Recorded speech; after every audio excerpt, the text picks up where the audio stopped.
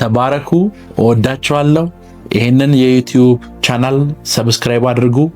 የቲክቶክ ፕላትፎርሞቻችንን ፎሎ አድርጉ። ፌስቡኩን ፎሎ አድርጉ። እግዚአብሔር በእናንተ ጉዳይ ላይ ጣልቃ ይገባ። ሼር አድርጉ፣ ላይክ አድርጉ፣ ፎሎ አድርጉ፣ ሰብስክራይብ አድርጉ። ሻሎም። ክብር ለኢየሱስ ይሁን። ክብር ለኢየሱስ ይሁን። ቢፎር አንድ ሳምንት በፊት ተኝቼ በነበረበት ስፍራ ላይ በቪዥን የእግዚአብሔርን ነብይ ብሉይ ኪዳን ላይ ብዙ ታምራቶችን በማድረግ ስሙ ይጠቀሰውን ኤልያስን በቪዥን አየሁት። ኤልያስን በቪዥን ካየሁት በኋላ ብዙ ነገሮችን ካስረዳኝ በኋላ ነው ይህንን ትምህርት ማስተማር ያሰብኩት። ክብር ለኢየሱስ ይሁን። ምናልባት ኤልያስ በቪዥን ውስጥ ወይም በድሪም ውስጥ ያወራኝን ነገር ሌሎች ቀናቶች ላይ አወራችኋለሁ። ነገር ግን ላይክ እዛ ቪዥን ውስጥ ከጠቀሰልኝና ካስተማረኝ ወይም ከነገረኝ ነገሮች መካከል ጥቂትም ቢሆን ምናልባት እዚህ ትምህርት ውስጥ መናገር እችላለሁ ወይም ወደ በኋላ እየተናገርኩ ወይም እያስተማርኩ ሄዳለሁ። ክብር ለኢየሱስ ይሁን። ዛሬ የምንማረው የምስራቁ ንጉስ ማን ነው? የምስራቁ ንጉስ ማን ነው? የኤፍራጥስ ወንዝ መድረቅ፣ የአራቱ መናፍስቶች መለቀቅ፣ በእነዚህ ጉዳይ ነው የምንማረው። አራቱ ታስረው የነበሩ መላእክቶች እነማን ናቸው? የኤፍራጥስ ወንዝ መድረቅ ምክንያቱ ምንድነው የሚለውን፣ ከደረቀ በኋላ ኔክስ የሚፈጠሩ ውደቶች ወይም ሁነቶች ምንድናቸው የሚለውን እንማማራለን። ክብር ለኢየሱስ ይሁን። ክብር ለኢየሱስ ይሁን። ወደዚህ ትምህርት ከማለፌ በፊት ግን ሁላችሁም አንድ እንድታስቡት የምፈልገው ነገር አለ። ዮሐንስ ስለ ቪዥኑ ሲያወራ ቪዥኑን አፖካሊፕሲስ ብሎ ነው የሚጠራው፣ ወይም ዮሐንስ አፖካሊፕሲስ ኦፍ ጆን ተብሎ ነው የሚጠራው። የዮሐንስ መገለጥ፣ የዮሐንስ የአማርኛው ራእይ ነው የሚለው። ዮሐንስ ራእይ ብለን የምናወራው የዮሐንስ ራእይ አፖካሊፕሲስ ነው የሚለው። አፖካሊፕሲስ ማለት የተሰወረን ነገር ወደ አደባባይ ማውጣት ማለት ነው። አፖካሊፕሲስ ማለት ያ ነገር ከትውልድ ተሰውሯል፣ ያ ነገር ከህዝብ ተሰውሯል፣ ያ ነገር ከኔሽን ተሰውሯል። ሶ ያ የተሰወረውን ነገር ወደ ኔሽን ማውጣት፣ ያ የተሰወረውን ነገር ወደ አደባባይ ማውጣት ማለት ነው። ሶ ዮሐንስ በዚህ አፖካሊፕሲስ መጽሐፍ ውስጥ ያደረገው ነገር ያ ነው። አየህ፣ ዘመናት የሰወሩትን ነገር፣ አመታት የሰወሩትን ነገር፣ ፊውቸር የሚባለው ጊዜ የሰወረውን ነገር ዮሐንስ ወደ አደባባይ ነው ያወጣው። ዮሐንስ ወደ አደባባይ ቢያወጣው ብዙ ጊዜ አፖካሊፕሲስን ወይም ዮሐንስ ራእይ ስታነቡት ብዙ ነገሮች የተገለጡላችሁ ደግሞ አይደሉም። ብዙ ነገሮች የተገለጡላችሁ አይደሉም። ብዙ ነገሮች የተገለጡላችሁ አይደሉም። ብዙ ነገሮች የተገለጡላችሁ አይደሉም ማለት ምን ማለት እንደሆነ ላስረዳችሁ። ዮሐንስ አፖካሊፕሲስን በሚጽፍበት ጊዜ ምድር ላይ የነበረ የሰዎች ቁጥር ብዛት 150 ሚሊዮን ነበር። ዮሐንስ አፖካሊፕሲስን በሚጽፍበት ጊዜ ዮሐንስ የነበረበት ኤሪያ ላይ የነበረው ፖፑሌሽን ብዛት 150 ሚሊዮን ነበር። ዮሐንስ ግን ስለ 200 ሚሊዮን ወታደሮች ያወራ ነበር። ዮሐንስ ስለ 200 ሚሊዮን ወታደሮች ያወራ ነበር። ምን ማለት ነው? አሁን ላይ ያለው የዓለም ሕዝብ ብዛት 8 ቢሊዮን ነው ተብሎ ይገመታል። አዲስ ታይም ላይ አንድ ሰው ቪዥን አየው ብሎ 9 ቢሊዮን ወታደሮች አየው ካለ ችግር አለበት። ያ ማለት አሁን ያያቸው ሰዎች በሙሉ ሶልጀርስ ናቸው ማለት ነው። ዮሐንስ ፊውቸር ያለውን ዘመን ማለት በጊዜው የዮሐንስ ሪቨሌሽን ወይም አፖካሊፕሲስ የሚሰሙ ሰዎች እያንዳንዱ ሰው ወታደር ሊመስላቸው ይችላል። ይሄ ሰው የ200 ሚሊዮን ወታደር አየው ሲል አፖካሊፕሶቹ አንዳንዶቹ ለአንዳንድ ሰዎች ይድን ናቸው።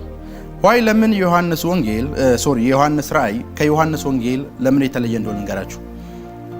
ዮሐንስ ወንጌልና ብዙ ሰዎች የዮሐንስ ወንጌልና አጻጻፍ አይተው የራእይ ዮሐንስን መጽሐፍ ዮሐንስ አልጻፈውም ብሎ ይከራከራሉ። አይ ቲንክ ሞደርን የሆኑ በዚህ ዘመን የሚኖሩ ብዙ ቴዎሎጂያን የፊጢሞ ደሴቱ ዮሐንስ ብቻ ብሎ ነው የሚያልፉት። ሐዋርያው ዮሐንስ እንኳን ያሉትም የሪቨሌሽን መጽሐፍ የጻፈው ሰውዬ ዋይ ለምን እንደዛ እንደማይሉት ልንገራችሁ። የዮሐንስ ራእይን የተጻፈበት የግሪክ የስነ ጽሁፍ ዘዬና የዮሐንስ ቪዥን የተጻፈበት የግሪክ የስነ ጽሁፍ ዘዬ ሁለት የተለያዩ ናቸው። ሶ ብዙ ሰዎች ዮሐንስን ቪዥን ያየው ወይም የራእይን ያየው ዮሐንስ ወንጌልን የጻፈው ዮሐንስ አይደለም ብለው ያምናሉ። እኔ እንደሚመስለኝና ብዙ የእግዚአብሔር ሰዎች ቴዎሎጂያንም እንደሚስማሙት ዮሐንስ ይሄንን ቪዥን ሲጽፍ የጻፈው ራሱ ነው። ዮሐንስ ወንጌልን ሲጽፍ ግን ያጻፈው በሌላ ሰው እጅ ነው። ምን ማለት እንደሆነ ልንገራችሁ። ሮሜ መጽሐፍ ብዙዎቻችሁ ስታስቡት ሮሜን ማን ጻፈው ስትባሉ ሁላችሁም ፓውሎስ ነው የምትሉት። መጽሐፍ ቅዱስ ግን ፓውሎስ ሮሜን ጽፎታል አይደለም።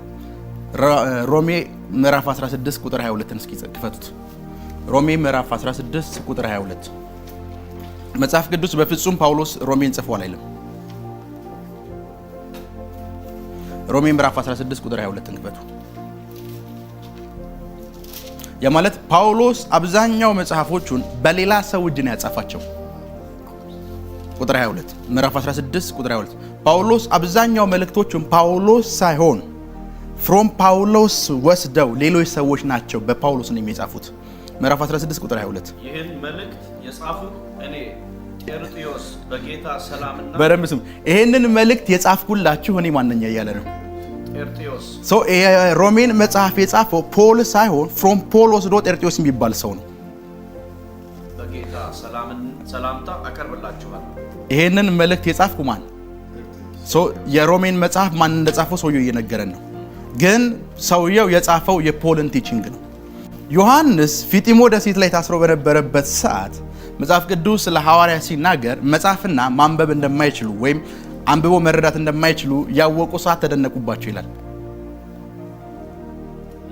የስነ ጽሁፍ ምንም አይነት ዲግሪ የላቸውም። የስነ ጽሁፍ ምንም አይነት እንትን የላቸውም። ነገር ግን እነዚህ ሰዎች መጽሐፍ አንብበው በማወቃቸውና በመረዳታቸው ተደነቁባቸው። ዮሐንስ ፊጢሞ ደሴት ላይ ይሄንን ቪዥን ሲጽፍ የጻፈው እሱ ነው። ዳትስ ዋይ አንዳንድ የግሪክ ቃላቶቹ ሞደርን ካለው የግሪክ ቃላት በጣም እንትን ያሉ ናቸው። ምሳሌ አማርኛን ጥሬ ቃሉን ወስዳችሁ ወደ እንግሊዘኛ ስትተረጉሙትና ቃል በቃል ወደ እንግሊዘኛ ስትተረጉሙትና አማርኛን አንድን ሐሳብ ወደ እንግሊዘኛ ስትተረጉሙት እኩል የሆነ ጽሑፍ አጽፉ። ዮሐንስ ያደረገው ነገር ያየውን ቪዥን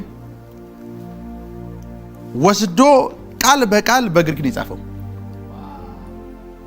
ቃል በቃል በግሪክ ነው የጻፈው። ሌትስ ኤግዛምፕል ዮሐንስ አርማጌዶን ስለሚባለው ጦርነት ሲያወራ እዛ ጦርነት ላይ ዮሐንስ እያወራ ያለው ሚጊዶ ስለሚባል ቫሊ ነው፣ ሸለቆ ነው እያወራ ያለው ሰውየው።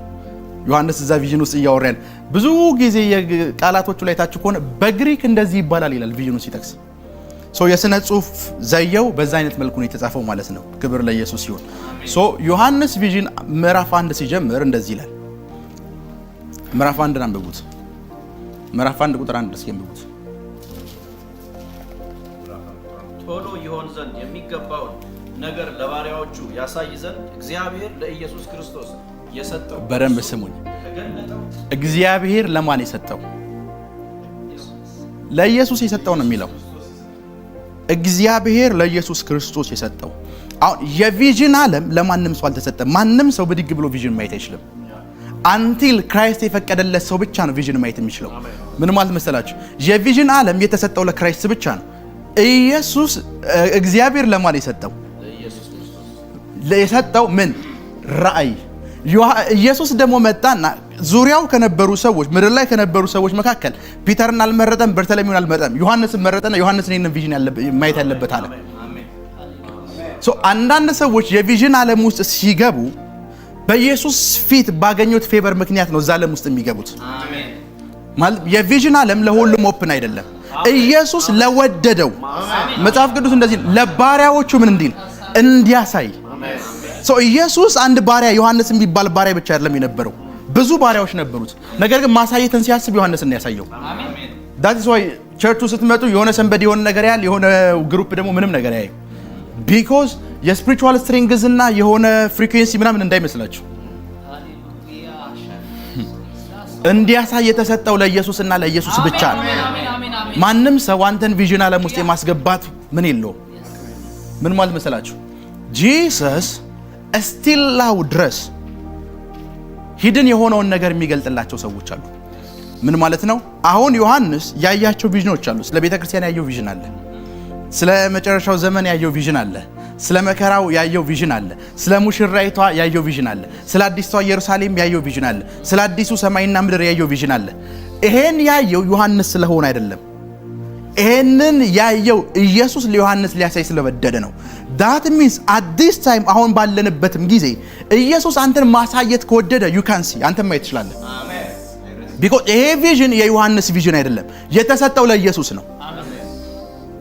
እስኪ ደግማችሁ አንብቡት። ራእይ አንድን ለማን የተሰጠ ይላል? ቶሎ ይሆን ዘንድ የሚገባውን ነገር ለባሪያዎቹ ያሳይ ዘንድ እግዚአብሔር ለኢየሱስ ክርስቶስ የሰጠው በእርሱም የተገለጠው ይሄ ነው። ኢየሱስም ሄቨንሊ የሆኑ ነገሮችን በሙሉ ላይ ስልጣን ያለው የናዝሬቱ ኢየሱስ ብቻ ነው። ሄቨንሊ የሆኑ ነገሮችን ማየት ይችላል ማለት ጂሰስ ያንን ነገር እንድታይ አክሰስ ሰጥቷል ማለት ነው። የናዝሬቱ ኢየሱስ ያንን ነገር እንድታይ ፍቃድ ሰጥቷል ማለት ነው። ያንን ነገር እንድታይ ፍቃድ ሰጥቷል ማለት ነው። አዲስ ታይም ሄቨን ብትሄዱ ለዛ ነው መጽሐፍ ቅዱሳችሁን ስታነቡ ለኢየሱስ የተሰጠው ቪዥን ቢኮዝ ሄቨንሊ ቪዥን ነው ቪዥኑ። ሄቨንን በተመለከተ ኤቭሪቲንግ የሚያገባው የናዝሬቱ ኢየሱስ ብቻ ነው። ለዛ ነው ጂሰስ የሌለው ሰው ሄቨን መግባት አይችልም። የናዝሬቱ ኢየሱስ ላይፉ ላይ የሌለ ሰው ሄቨን መግባት አይችልም።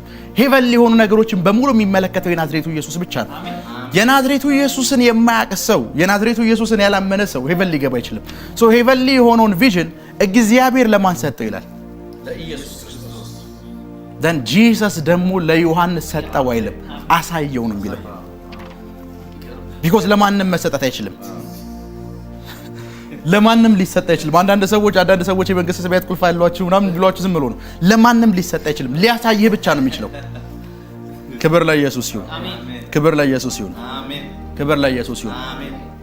ወደ ዛሬው ትምህርታችን እንግባ። የዮሐንስን ራእይ ትንሽም ቢሆን እንድትረዱት ብዬ ስላሰብኩ ነው። ወደ ዛሬው ቪዥን ትምህርት ውስጥ እንግባ።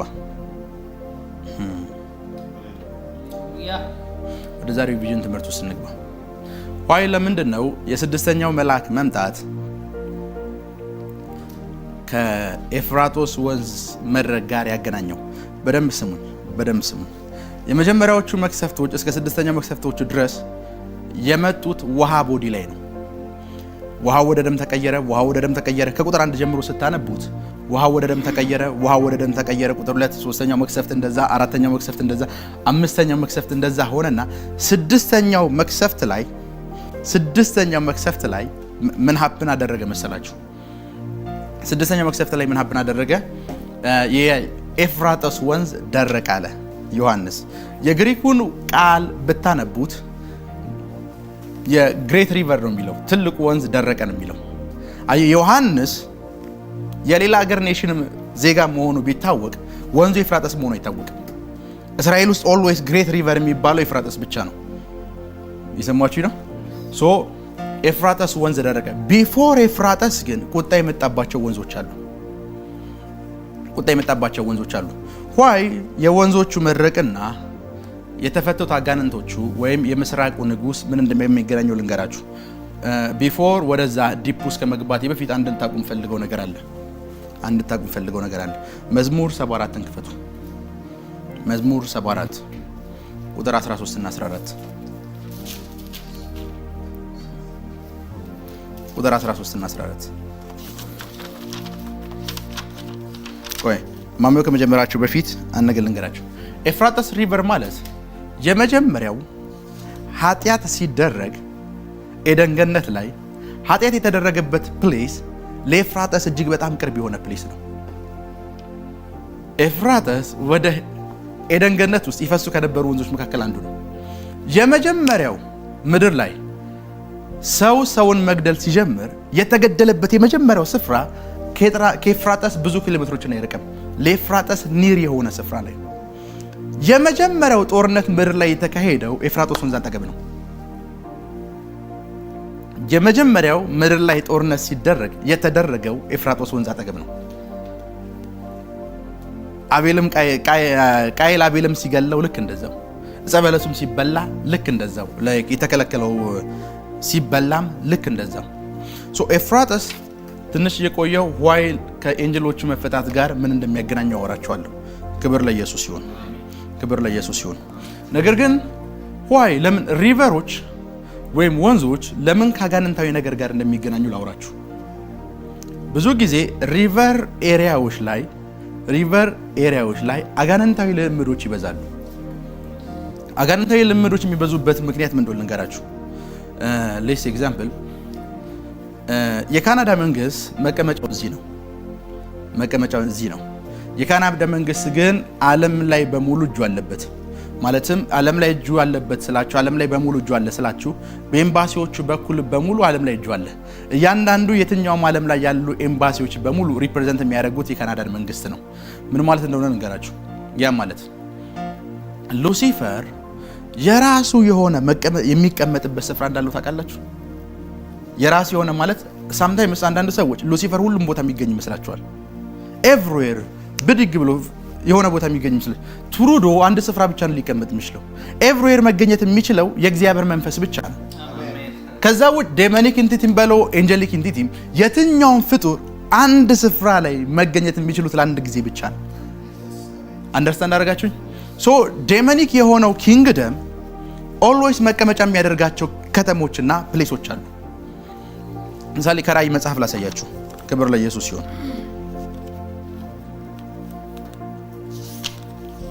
ራእይ 2ን ክፈቱ። ራእይ 2 ምዕራፍ 2 ቁጥር 13 የሰይጣን ዙፋን ባለበት የምትኖርበትን አውቃለሁ።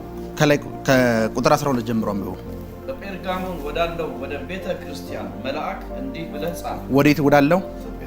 ፔርጋሞን ማለት ምድር ላይ ያለች አንዲት ከተማ ነች። እሺ። በሁለት ወገን የተሳለ ስለታም ሰይፍ ያለው እንዲህ ይላል። ኦኬ። የሰይጣን ዙፋን ባለበት የምትኖርበትን አውቃለሁ። የት? የሰይጣን ምን ያለበት? ዙፋን ያለበት። ምን ያለበት? አሁን በደንብ ስም። ምድራዊ ዙፋኖች አሉ። ዴሞኒክ የሆኑ ዙፋኖችም የሚቀመጡበት ፕሌስ አለ። ስለ ፕሌሱ ሲያወራ አንቲፋስ ስለሚባለው ስለ ሰማዕቱ ነው የሚያወራው። ቁጥር 13 ላይ ይሄው ሰማዕት ስለዚህ ሰማዕት ሲመሰከርለት እንደዚህ ነው የሚለው፣ የሰይጣን ዙፋን ባለበት ከተማ እንደምትኖር አውቃለሁ። ያ ማለት በታይሙ የሉሲፈር ዙፋን የነበረው የት ነው ማለት ነው? ፔርጋሞን የምትባል ከተማ ላይ ነው። ፔርጋሞን የምትባል ከተማ ላይ የሱ ዙፋን አለ። ፍሮም ዳት ፕሌስ ነው ኦል ኦቨር ዘ ወርልድ ኮንትሮል ሲያደርግ የነበረው። የሱ መጽሐፍ ቅዱስ ለዛው ላይክ የጥንቶቹ የአማርኛ ቅጆች የሰይጣን መናገሻ ከተማ ነው የሚለው። ምን ማለት መሰላችሁ? የካናዳ መንግስት ካፒታል ሲቲ ያለ ቤተ መንግስቱ ያለበት ስፍራ። የድሮዎቹ የመጽሐፍ ቅዱስ ቅጆች እንደዚህ ነው የሚሉት፣ የሰይጣን ቤተ መንግስት ያለበት ከተማ እንደምትኖር አውቃለሁ ነው የሚለው። የሉሲፈር ምን ቤተ መንግስት ያለበት ፕሌስ ውስጥ እንደምትኖር አውቃለሁ። ክብር ለኢየሱስ ይሁን። ፍሮም ዳት ፕሌስ ነው ኦል ኦቨር ደ ወርልድ ምን የሚፈጥረው ዲስትራክሽን የሚፈጥረው። ናው የሉሲፈር ዙፋን የት ነው ያለው ብትሉኝ አንድ ነገር አውቃለሁ፣ አፍሪካ እንዳልሆነ አውቃለሁ። የሉሲፈር ዙፋን አፍሪካ እንደሌለ አውቃለሁ። 24 ሰዓት የሚጸልይበት አህጉር ላይ ምንም እንደማይሰራ አውቃለሁ። ክብር ለኢየሱስ ይሁን፣ ክብር ለኢየሱስ ይሁን። አፍሪካ እንደማይሆን አውቃለሁ፣ አፍሪካ እንደማይሆን አውቃለሁ። ሶ ዴሞኒክ የሆኑ አካላት የሚመርጧቸው ኤሪያዎች አሉ፣ የሚመርጧቸው ኤሪያዎች አሉ። ለመኖር የሚመቻቸው ስፍራዎች አሉ፣ ለመሰልጠን ለመግዛት የሚመቻቸው ስፍራዎች አሉ። ከነዛ ስፍራዎች መካከል አንደኛ ዋተር ቦዲ የሆኑ ኤሪያዎች ናቸው፣ ሪቨሮች ናቸው። ለዛን ብዙ ጊዜ ስለ ኮቨናንት ሲወራ ሪቨር ሂደን ኮቨናንት አደረገን፣ ወንዝ ሂደን ኮቨናንት አደረገን። እያንዳንዱ የዓለምን ታሪክ ብታነቡ ከወንዝ ጋር የተገናኘ አምልኮ አለ ሙሉ የዓለም ታሪክ ላይ። እኔ ጋር ናችሁ። ሪቨር ጋር የተገናኘ በጣም ዲፕ የሆነ ነገር አላቸው። ምኖች ዴመኖች። መዝሙር 74 ቁጥር 13 እና 14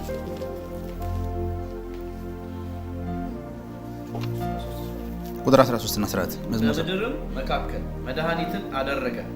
አንተ ባህርን በኃይል አጸናሃት። አንተ ምንን? ባህርን በኃይል አጸናሃት። እሺ። አንተ የእባቦችን ራስ በውሃ ውስጥ ሰበርክ። የት ውስጥ?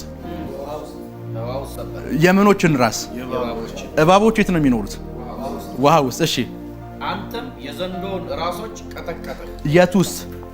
ውሃ ውስጥ። ከዛስ? ለኢትዮጵያ ሰዎች ምግባቸውን ሰጠሃቸው። በቃ የኢትዮጵያ ሰዎች ምግብ የተያዘው ውሃ ውስጥ ባሉ እባቦች ነው። የነሱ ራስ እስካልተመታ ድረስ ምን አይልም። ምን ማለት መሰላችሁ? የግብፃውያን አማልክቶቻችን ናይል ሪቨር ላይ ነው የሚኖሩት ብሎ እንደሚያምኑ ታውቃላችሁ። ናይል ሪቨር ላይ የታሰረ ዴመን አለ ብሎ ነው ግብፃውያን የሚያምኑት። ያ ዴመን የተመታ ሰዓት ነው ለኢትዮጵያ ልጆች ምግባቸው የሚላቸው የሚሰጣቸው።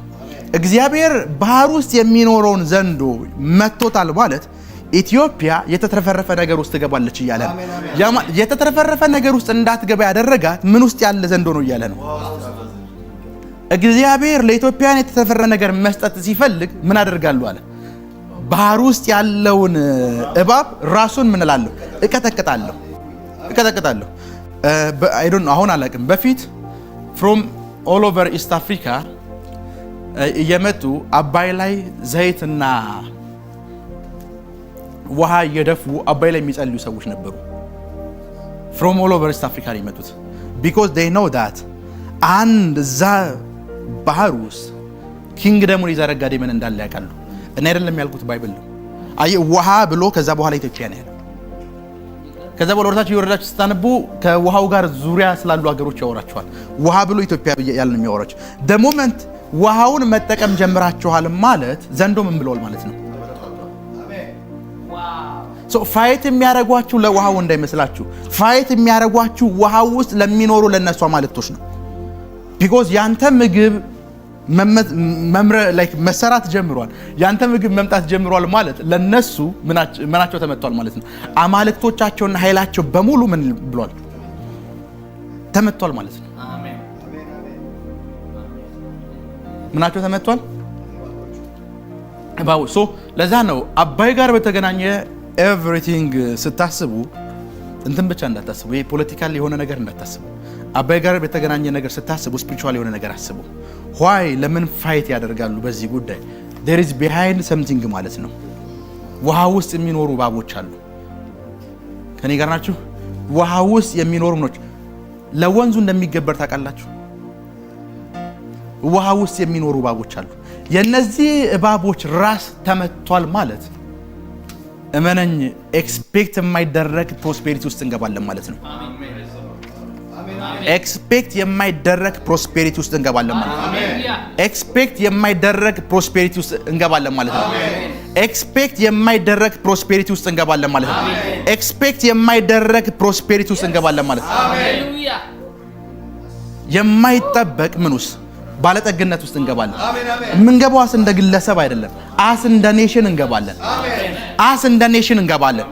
ሶ የእናንተን እንጀራ የያዘው ማን ነው እያላችሁ ነው? ባህር ውስጥ ያለው እባብ። ከኔ ጋር ናችሁ?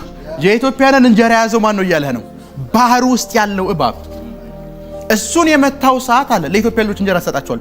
ኢትዮጵያዊ ሲጀምር ከእንጀራ ውጭ እኮ ጥያቄ የለው። ጋድ እንጀራቸውን ሰጣቸዋለሁ ሲል ጉድ ገቨርንመንት ሰጣቸዋለሁ አይደለም ያለው። ባህር ውስጥ ያለውን እባብ ምኑን መታለሁ? ራሱን መታለሁ። አሁን በጌታ በኢየሱስ ስም ጸልያለሁ። እባቦቹ በሙሉ ሽባ ቢሆኑበት ዓመት እንዲሆኑ ጸልያለሁ። የኢትዮጵያን ብለሲንግ የያዙ እባቦች በሙሉ፣ የኢትዮጵያን ምግብ የያዙ እባቦች በሙሉ ሽባ የሚሆኑበት ዓመት እንዲሆኑ ጸልያለሁ። አይ ኖ ፕሮስፔሪቲ የማትፈልጉ ከሆነ ከኔ ጸሎት ጋር ተባበራላችሁ። ውሃ ውስጥ ያሉ እባቦች በሙሉ ሽባ እንዲሆኑ ጸልያለሁ። ውሃ ውስጥ ያሉ እባቦች በሙሉ በኢየሱስ ስም ኃይል ሽባ እንዲሆኑ ጸልያለሁ። ሽባ እንዲሆኑ ጸልያለሁ። ሽባ እንዲሆኑ ጸልያለሁ። ሽባ እንዲሆኑ ጸልያለሁ። ሽባ እንዲሆኑ ጸልያለሁ። ሽባ እንዲሆኑ ጸልያለሁ። ሽባ እንዲሆኑ ጸልያለሁ።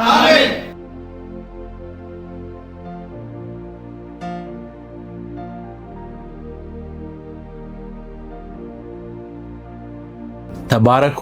እወዳችኋለሁ። ይሄንን የዩቲዩብ ቻናል ሰብስክራይብ አድርጉ። የቲክቶክ ፕላትፎርሞቻችንን ፎሎ አድርጉ። ፌስቡኩን ፎሎ አድርጉ። እግዚአብሔር በእናንተ ጉዳይ ላይ ጣልቃ ይገባል። ሼር አድርጉ፣ ላይክ አድርጉ፣ ፎሎ አድርጉ፣ ሰብስክራይብ አድርጉ። ሻሎም